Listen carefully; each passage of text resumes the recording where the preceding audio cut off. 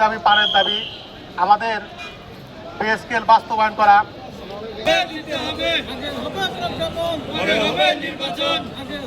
আমাদের এই বেতন দিয়ে আমাদের পরিবার পরিজন আমরা কেউ চলতে পারি না।